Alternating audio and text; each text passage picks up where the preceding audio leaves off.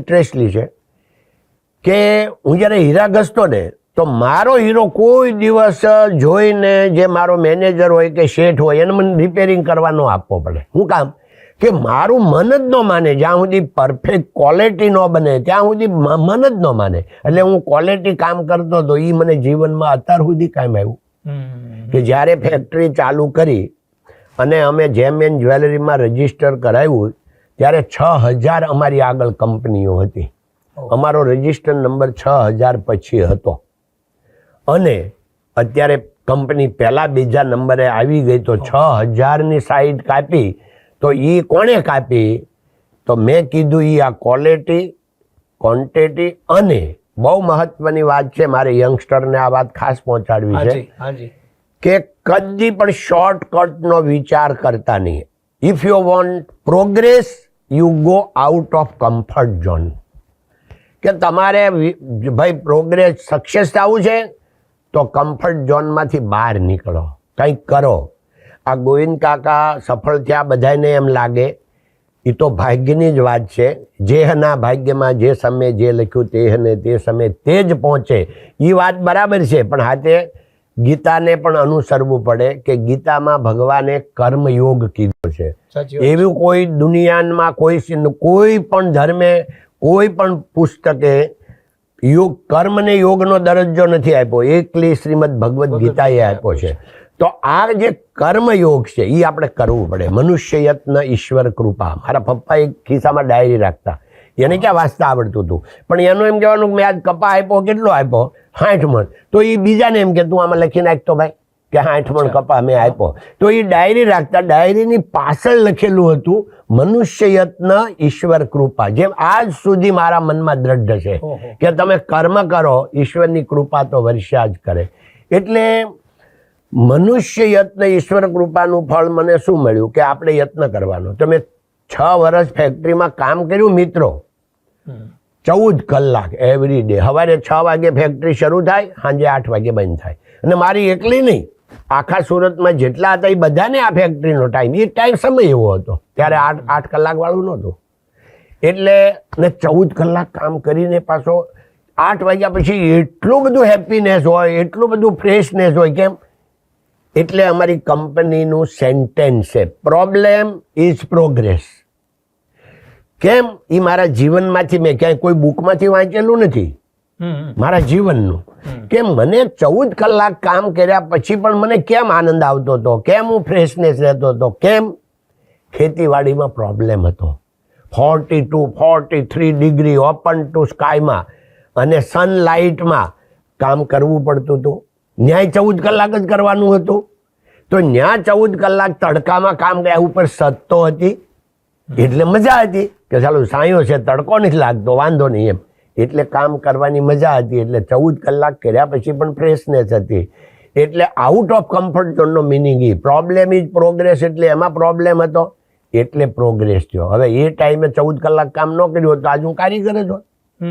એટલે આ જેને પણ સફળ થવું હોય એને પહેલા સમય આપો અને સ્કિલ ઊભી કરો. બીજા કે તારું વીક છે હોવું કેવો જ ન જોઈએ, આપણને જ ખબર કે આ વીક છે. આ સ્કિલ ઊભી કરો એટલે દુનિયાની કોઈ તાકાત આ તમારી પ્રગતિને રોકી શકશે નહીં. એ મારો પૂરો અનુભવ છે, વાંચેલું કે દેખેલું નથી. કાકા આપ અને ભાઈ બંને ગયા ત્યારે હીરા ઘસવામાં તો નવા હતા, કેમ ઘસાય એ તો કદાચ ખ્યાલ નહીં હોય. તો એવે કારણે કોઈએ શીખવ્યું, એમાંથી પારંગત થયા? ના, એમાં એવું જ કે આપણે શીખાવ કહેવાય.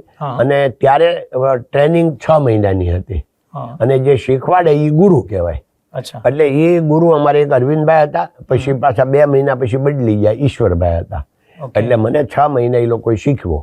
6 મહિના પછી પહેલો પગાર મારો 103 રૂપિયાનો આવ્યો.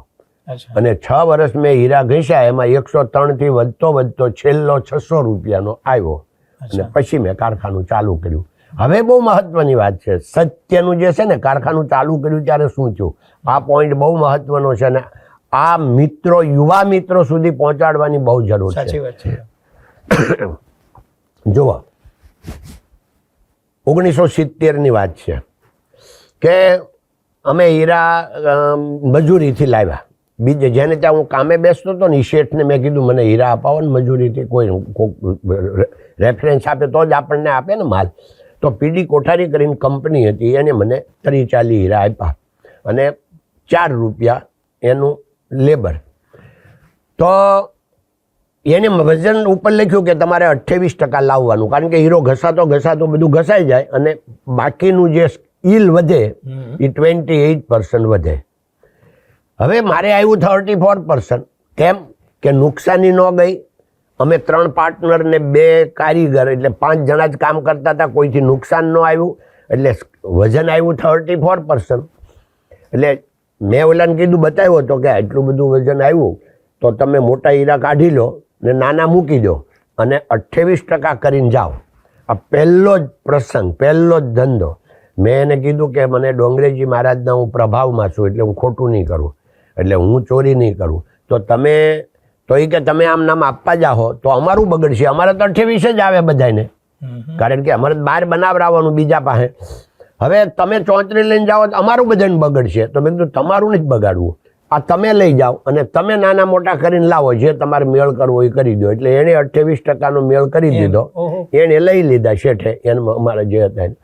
અને હું આપવા ગયો એટલે એણે તરત મને 4 રૂપિયા લેબર આપી દીધો, બીજો માલ આપ્યો. પછી મને વિચાર આવ્યો કે આને 28%માં આને પોહાય, મને 34%માં નહીં પોહાય, મારે મારો પોતાનો માલ બનાવવો જોઈએ. પણ પોતાનો માલ મળે ક્યાં એ તો ખબર નહીં. એટલે મેં ઓલા એક દિવસ આમ જતા હતા ને, મારા મોટા ભાઈ કીધું આ હીરાવાળાની ઓફિસ છે. તો હું ત્યાં ગયો સાયકલ લઈને, 500 રૂપિયા ખિસ્સામાં નાખીને. અને ત્યાં જઈને મેં ઓલા ભાઈને કીધું કે ઉપર થોડો અડધો દાદર ચડીને એક છોકરો બેઠો મારી જેવડો જ. તો મેં કીધું ભાઈ મારે હીરા રફ લેવી છે, કાચા હીરાને રફ કે.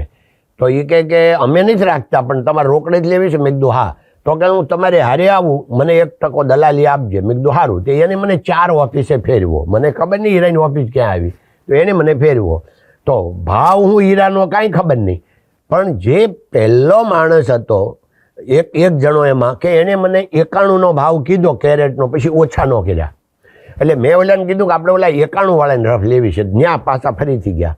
મેં એને કીધું 5 કેરેટ આપો.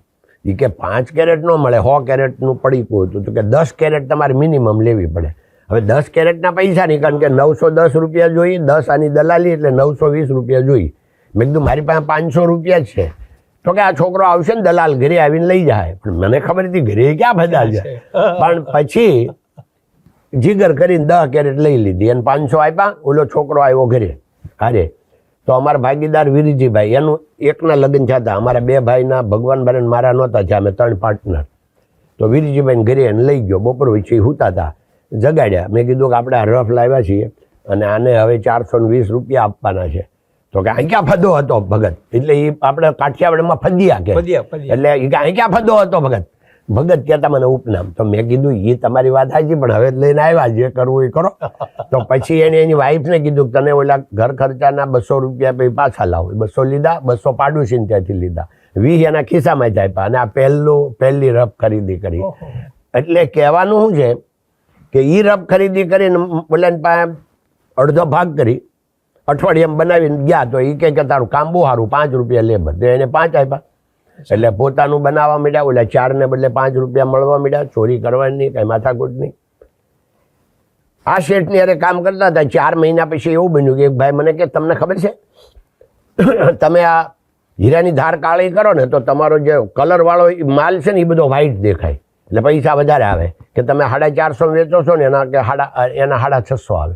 તો મેં કીધું કે જાણવા માટે, મારે તો નહોતું કરવું, પણ મેં કીધું તું મને આ ટેકનોલોજી બતાવો. એટલે એને ગરમ કર્યા પાવડર હીરાનો, પછી ફરતો લગાવી દીધો, સાફ કર્યા અને વ્હાઈટ લાગવા મળ્યા. એટલે પછી મેં માર્કેટમાં મૂક્યું, 700નો ભાવ કંઈ પડીકું. તો પહેલી જ ઓફર 650ની આવી. તો ઓલા દલાલને કીધું મારે 700 અંદર નથી વેચવું, કારણ મારે વેચવું જ નહોતું, જાણવું હતું. તો પછી એને કીધું 635 કહીને એને છોડી દીધું. એટલે ઓલાને પછી મેં જેને રોજ આપતો હતો 450માં, એની પાસે ગયો કે આની 650ની ઓફર છે.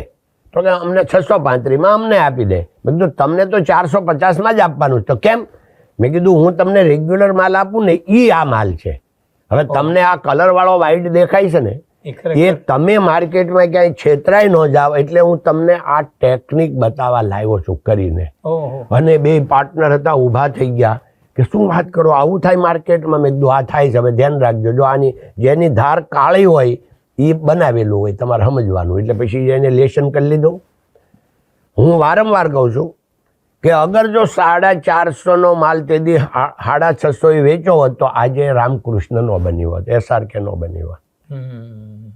આ સત્યની બહુ મોટી તાકાત છે. પણ આ કાકા અંદરથી જ આવ્યું હશે? અંદરથી જ ઉખળે એ તો. કારણ કે બે વસ્તુ મને સત્ય મારા પપ્પાનું તો આવ્યું, એક તો બ્લડમાં આવ્યું, જીન્સમાં આવ્યું અને એના વર્તનથી આવ્યું.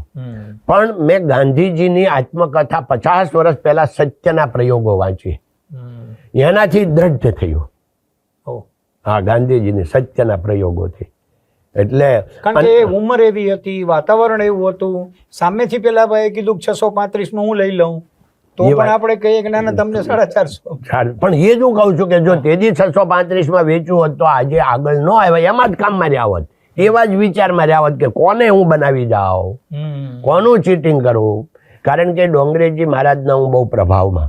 ડોંગરેજી મહારાજ એમ કહેતા કે સંપત્તિ અને સંતતિ એ પ્રારબ્ધ અનુસાર મળે છે.